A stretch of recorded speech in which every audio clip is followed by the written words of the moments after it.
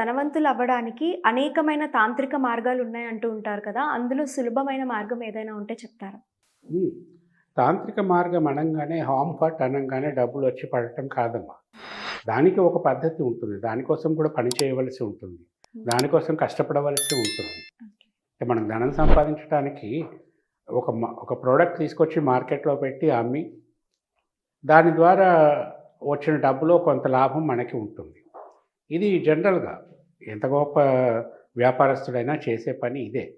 ఒక హ్మ్. ప్రొడక్ట్‌ని తీసుకొస్తాడు. లేకపోతే ఒక ప్రొడక్ట్‌ని తనే చేసి మార్కెట్‌లోకి తీసుకెళ్తాడు. ప్రొడక్షన్ తీసేవాళ్ళొకరుంటారు. మార్కెటింగ్ చేసేవాళ్ళొకరుంటారు. సేల్స్ చేసేవాళ్ళొకరుంటారు. పెట్టుబడి పెట్టేవాళ్ళొకరుంటారు. ఇవన్నీ కార్యక్రమాలన్నీ అయ్యి, ఈ పెట్టుబడి పెట్టిన వాడికి ఒక పైసా లాభం వస్తుందా? ఒక పైసా నష్టం వస్తుందా? అన్నదే ఇక్కడ వ్యాపారం. ఇదంతా ఒక తంత్రమే. ఇందులో తంత్రం కాదనటానికి వీల్లేదు. హ్మ్. యంత్రము, తంత్రము, మంత్రము ఇయన్నీ కూడా ఉంటాయి ఇందులో.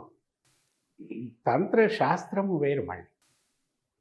తంత్రాలలో ఎన్నో తంత్రాలుంటాయి. హ్మ్. మనకు తెలిసిన తంత్రాలు కొన్ని, తెలియని తంత్రాలు కొన్ని. సో, వర్క్ మనల్ని మనం నమ్ముకోవాలా? మనం చేసే వ్యాపారం మనం చేయాలి. కానీ ఎట్ ద సేమ్ టైమ్ అది మనకు మంచి ఫలితాన్ని ఇవ్వాలంటే ఏ తంత్రం పన్నాలి. హ్మ్. ఇక్కడ ఇదన్నమాట. ఇక్కడ ఏమిటి ఒక మంచి ముహూర్తంలో ఈ ప్రొడక్ట్ తయారు చేయటం ఒక తంత్రం. హ్మ్. ఒక మంచి ముహూర్తంలో తయారు చేసిన ప్రొడక్ట్‌ని మార్కెట్‌లోకి వదలటం ఇదొక తంత్రం. మళ్ళీ ఇందులో ఎటువంటి భాగస్వాములను కలుపుకోవాలి ఇది ఒక తంత్రమే. ఇట్లా తంత్రము అనేక రకాలు. కానీ వీళ్ళందరూ అనుకునేది ఏమిటంటే కేవలము ఏదో ఒక పూజ చేసి హామ్ ఫట్ అంటే అదే ఒక తంత్రం అనుకుంటారు. హ్మ్. అది కూడా ఒక తంత్రమే. అన్ని తంత్రాలే. తంత్రాలు కానివేం లేదు. యుద్ధం చేయటం కూడా ఒక తంత్రమే. ఆ యుద్ధంలో అనుసరించే ఒక వ్యూహం కూడా ఒక తంత్రమే. హ్మ్. తంత్రానికి అనేక చాలా పెద్ద విస్తృతార్థం ఉంది. తంత్రం అనంగానే ఏదో రాజరేఖ మీద 2 అక్షరాలు రాసేసి ఇస్తే అది తంత్రం అనుకోకూడదు. ఓకే. హ్మ్.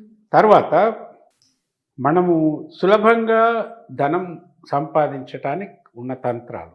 ఈ వ్యాపారము ఇవన్నీ కూడా శక్తి వంచన లేకుండా చేసే పద్ధతులన్నీ చేయాలి. హ్మ్. ఎట్ ద సేమ్ టైమ్ మనలో ఉండేటటువంటి విద్వత్ ఏదైతే ఉందో, అది ఇంకా ప్రతిభావంతంగా పనిచేయటానికి మనం ఇన్వైట్ చేసే పాజిటివ్ ఫోర్స్ ఏదైతే ఉంటుందో, ఆ ఇన్వైట్ చేసే పద్ధతిలో ఒక తంత్రం ఉంటుంది. అది తంత్రం. ఆ తంత్రం కూడా పాటిస్తే ఇంకా మంచిది. ఇప్పుడేమిటంటే ఒకటి ఫస్ట్ అండ్ ఫార్‌మోస్ట్ థింగ్ మీరు ఎక్కడైతే వ్యాపారం చేస్తున్నారో, లేకపోతే ఎక్కడైతే మీరు నివాసం ఉంటున్నారో, ఈ వ్యాపార క్షేత్రం అంటే మీరు వ్యాపారం చేసేటటువంటి క్షేత్రం వాస్తు ప్రకారం ఉండాలి. హ్మ్. ఇల్లు వాస్తు ప్రకారం ఉండాలి. ఎంత వీలైతే అంతవరకు. ఆ క్షేత్రంలో వ్యాపారం చేసే క్షేత్రంలో ఈయన ఈ ప్రొప్రైటర్ ఎవరైతే కూర్చుంటారో ఆ ప్లేసు వైబ్రేషన్స్‌తో రిచ్‌గా ఉండాలి. పాజిటివ్ వైబ్రేషన్స్‌తో.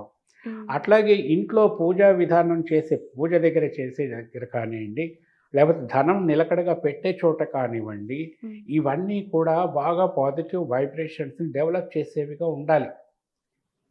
అలా ఉండాలంటే ఏం చేయాలి? ఈయన ఆఫీసులో కూడా ఎక్కడో వాస్తు ప్రకారం అనుకూలమైన చోట దీపారాధన తప్పకుండా చేయాలి. ఆ దీపాలు కూడా 24 గంటలు ఉండేటట్టు చూసుకుంటే మంచిది. హ్మ్. అలా కానప్పుడు పొద్దున, సాయంత్రము తప్పకుండా దీపారాధన ఈయన చేయకపోయినా ఎవరో ఒకరు చేస్తూ ఉండాలి. అలాగే ఇంట్లో కూడా పొద్దున, సాయంత్రం దీపారాధన తప్పకుండా చేయాలి. ఓకే.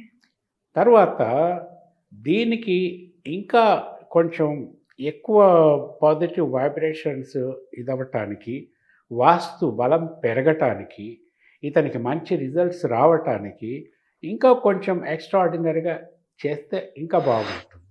ఓకే. అదేమిటి అంటే మీరు ఇంట్లో పూజ చేయటం అంటే 12 గంటలకు పూజ చేయటం కాదు. హ్మ్. బ్రహ్మముహూర్తంలో పూజ చేయటం. అంటే పొద్దున 6 గంటలకి ఒక గంట ముందు, ఒక గంట తర్వాత లోపల పూజ అయిపోవాలి. అంటే సపోజ్ 6 గంటలకు సూర్యోదయం అయిందనుకోండి, 7 లోపల పూజ అయిపోవాలి. అప్పుడు ఉదయము పూజా సమయంలో శంఖం ఊదాలి. శంఖం చక్కగా ఊదాలి, బ్రహ్మాండంగా శబ్దం వస్తుంది. మళ్ళీ సాయంత్రం కూడా 7 గంటల లోపు, సాయంత్రం 5 గంటల నుండి 7 గంటల లోపు దీపారాధన అయిపోవాలి. శంఖము ఊదాలి. శంఖము లక్ష్మీదేవికి చాలా దగ్గర సంబంధం ఉంది. లక్ష్మీదేవి సముద్రంలో నుంచి పుట్టింది, శంఖం కూడా సముద్రంలో నుంచి పుడుతుంది. ఊదే శంఖాల సంగతి చెప్తున్నా నేను.